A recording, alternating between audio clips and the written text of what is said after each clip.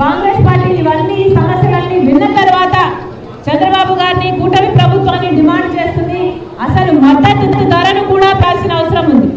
ఉల్లికి మద్దతు ధర కనీసం 2400 రూపాయలైనా ఉండాలి అని కాంగ్రెస్ పార్టీ డిమాండ్ చేస్తుంది.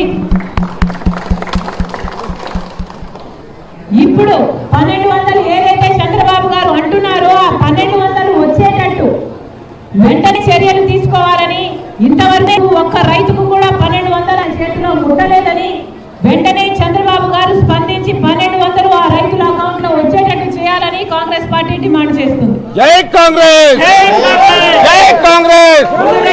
వర్ధిల్లాలి షర్మిలమ్మ నాయకత్వం, వర్ధిల్లాలి షర్మిలమ్మ నాయకత్వం. ఆదుకోవాలి.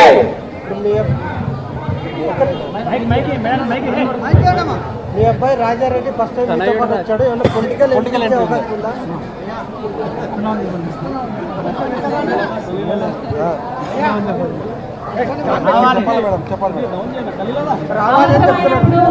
రావాలని చెప్తున్నారు.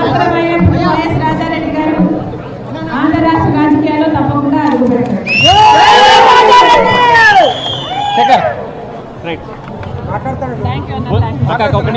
ఉల్లి రైతుల కన్నీళ్లు చూసేందుకు షర్మిల